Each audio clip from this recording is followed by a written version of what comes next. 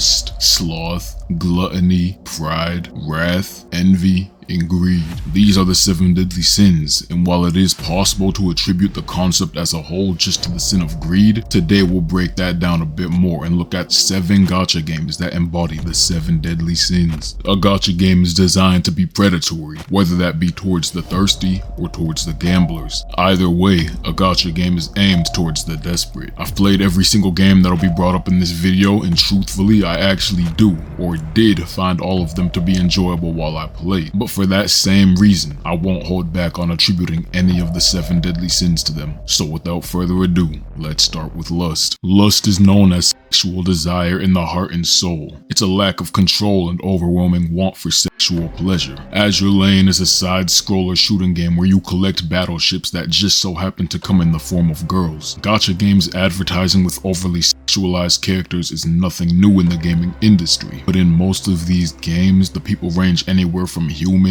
to demon to deity. But the overarching theme in most cases is that these characters represent sentient beings. However, not only does Azure Lane over-sexualize their characters more than most gacha games, the characters being presented this way are not sentient beings. In a literal sense, these are all battleships, and while it is a fair and original concept, it's also a massive dead giveaway of lust when even ships are being sexualized. And my biggest gripe with this game is that they know no bounds. Their fan service can go as low as the childish looking Gerber characters. If you play Azure Lane, then I obviously have no issues with you, but the blatant lack of self-control the development team has when deciding what is sexualized and what isn't is exactly the sin of lust. Sloth is simply regarded as laziness. However, sloth is also the failure to act on and utilize what skills you have. It's ignoring what's right for the sake of what's convenient. Tower of Fantasy is an open world sci-fi adventure game where you build the world through progressing the story while being able to explore the open world on the side.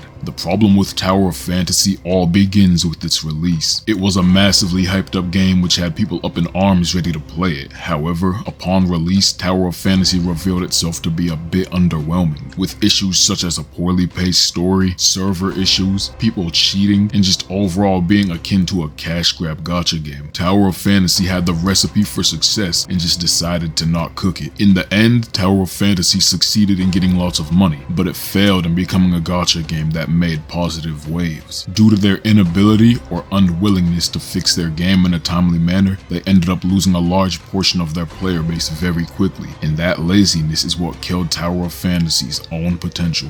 Gluttony is defined as an overconsumption of something, but for this game, let's consider it to be an extreme love for comfort or food. Cookie Run Kingdom is a gacha game where you summon cookies, then run. A little bit contradictory, but it's a gacha game literally about cookies. Does this even need to be explained? Come on, Toby. It's a game literally about gingerbread cookies. Let's get real, Jickoheimer. How hungry do you have to be to come up with this idea? Pride is an excessive view of oneself with no regard for others. Pride is self-preferment and arrogance. Genshin Impact is an open world story RPG where you travel through 7 different nations in search of the answers to many mysteries and secrets present. A prideful being doesn't handle critique well, and in the gacha space, there's no game out there quite like Genshin Impact when it comes to poorly handling criticism. Pride is believing that you're better than you are, and there's no gacha game out there that stands by that mindset more strongly than Genshin does. With so much previous success, Genshin Impact's become content in putting out weak updates because they're conscious of the fact that the fanbase holds them up on a pedestal and will defend anything they drop. I've already made a video on Genshin Impact's pride problem, so I won't go into too hard on them for this video, but their refusal to admit where they need to grow for the sake of their player base is exactly the sin of pride.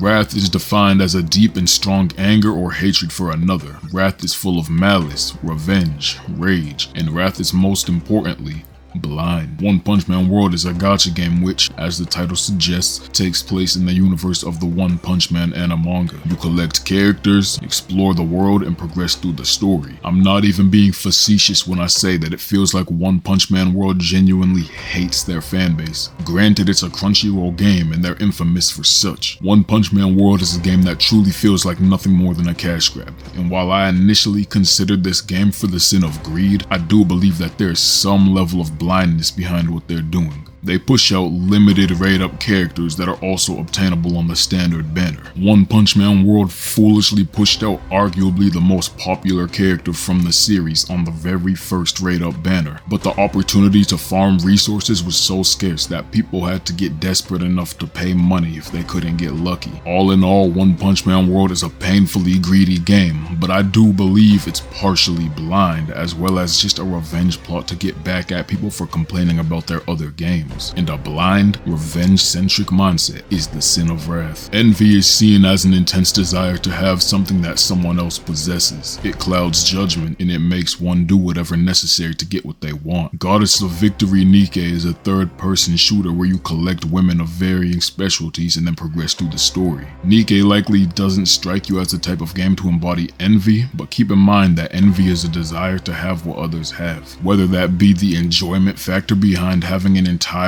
female cast, the attention and bait you'll receive from doing crossovers with fan-favorite characters, or anything of the like. Nikke is a game that genuinely has an interesting story and well-thought-out plot, but the desire to possess what other games possess has driven them to seeking out more than they've ever needed. Now, of course, it's almost completely harmless, and there's no real negative impact unless you make one. But to deny the very planned and calculated ways that Nikke pursues what's hot and what's on top is, for lack of better words, delusion. Greed is known as a desire for material possessions and an inability to be satisfied. But greed is most simply just known as the want for more. Fate Grand Order is a gacha game based in the Nasuverse where you collect and train heroic spirits and then play through the story and events. If gacha games have anything in common, it's that they're all greedy. This sin could be attributed to most, if not all of them. However, Fate Grand Order is a bit worse in that regard. The pity on banners is so high that they're pretty much forcing you to spend money in order to reach it. If you do manage to save up enough free-to-play currency to reach pity, it takes a very long time, and by the time that you reach late to endgame, farming for Saint Quartz becomes very scarce. That being said,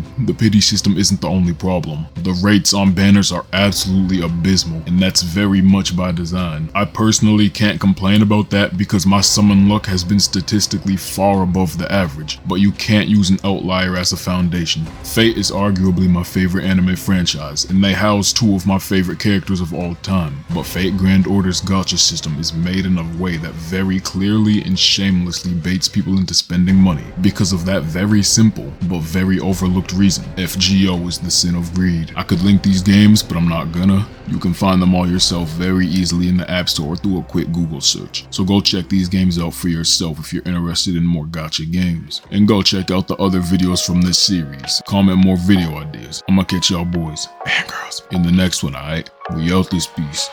Yep.